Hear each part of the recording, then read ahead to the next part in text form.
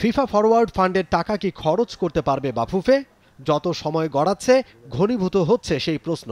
Technical সেন্টারের বরাদ্দের ডেডলাইনের বাকি আর 4 মাস। এর মধ্যেই বদলে গেছে নির্ধারিত জায়গা। বাফুফের চাওয়া ঢাকার আশেপাশে।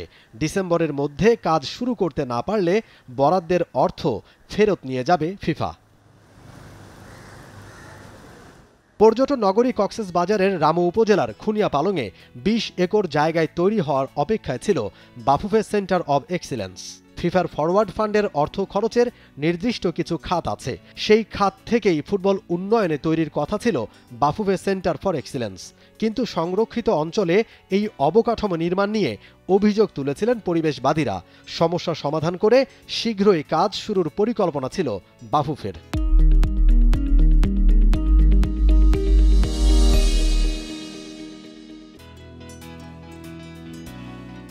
একদিন আগেই জাতীয় ক্রীড়া পরিষদের এক প্রজ্ঞাপনে বদলে যায় টেকনিক্যাল সেন্টারের জায়গা। খুনিয়া পালংয়ের বদলে ওই উপজেলায় রশিদনগর ইউনিয়নের ধলির ছড়ায় 19.1 একর জায়গার কথা বলা হয় প্রজ্ঞাপনে।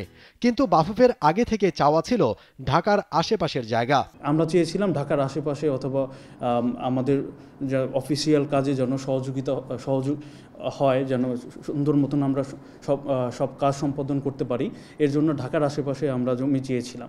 বাট তখন যারা কক্সবাজারের অপশনগুলোই দিয়েছে 3টা কক্সবাজারেই, তো ওইখান থেকে বেস্ট অপশনটা চুজ করা হয়েছিল। যেহেতু তারা অলরেডি একটা প্রপোজ করেছে, আমি আসলে আমাদের স্পোর্টস উপদেষ্টা প্লাস ক্রীড়া মন্ত্রণালয়ের কাছে একটু অনুরোধ করতে চাই যে আমাদের এইখানে আশেপাশে, ঢাকার আশেপাশে আমি যদি বলতে চাই, লাস্ট হচ্ছে আরিয়াল বিলের এইখানে কিন্তু বিমানবন্দরের জন্য প্রস্তাবনা এসেছিল। এখানে কিন্তু অনেক খাস জমি রয়েছে। আমাদের কিন্তু এই 20 একর আসলে যদি আমি বলি আমাদের জন্য অনেক বেশি। আমার যদি এর চেয়ে কমও হয় আমরা সুন্দরভাবে টেকনিক্যাল সেন্টার করতে পারি বাফুফের জন্য।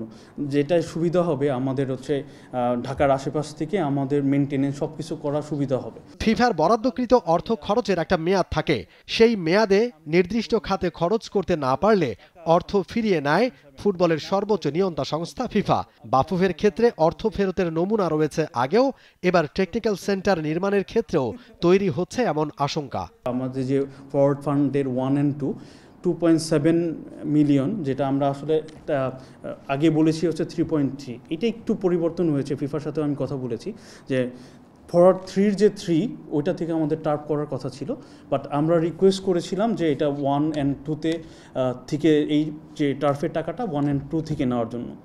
ওইখানে 3.3 মিলিয়ন ছিল, এখানে এস্টিমেটেড হচ্ছে 9 লাখ ইউএস ডলারের মতন, 0.9 ধরেন, তো 2.7 মিলিয়ন ইউএস ডলার আমাদের বাকি থাকবে, যেটা আমাদের হচ্ছে অক্টোবরের মধ্যে শেষ করতে পারবে। তো যদি আমরা ডিসেম্বরের মধ্যে শেষ করতে হবে, তো ডিসেম্বরের মধ্যে যদি আমরা শেষ করতে পারি আমাদের কাছে কিন্তু 5.7 মিলিয়ন ইউএস ডলার থাকবে। আর যদি এই সব প্রক্রিয়াটা আমরা শুরু করতে না পারি ডিসেম্বরের পর আমাদের কাছে 3 মিলিয়ন ইউএস ডলার থাকবে। এদিকে অর্থ সংকটে মেয়েদের সাফ প্রস্তুতিতে ঘাটতির আশঙ্কা।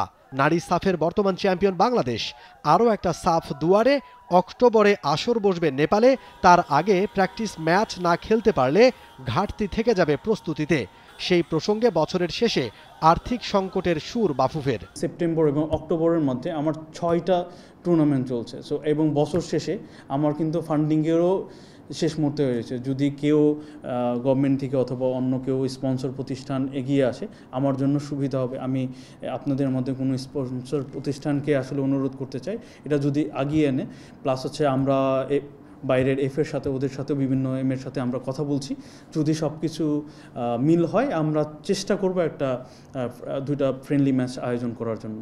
20 অক্টোবর নেপালের দশরথ স্টেডিয়ামে পাকিস্তানের সাথে ম্যাচ দিয়ে শুরু বাংলাদেশের মেয়েদের সাফ চ্যাম্পিয়নশিপ। গ্রুপ পর্বে পরের ম্যাচ ইন্ডিয়ার সাথে 23 October. Momin Rohan, T Sports, Dhaka. For more updates, subscribe to our YouTube channel and click on the bell icon. Follow us on Facebook and Instagram. Download T-Sports app to enjoy exciting games and highlights. Visit tsports.com.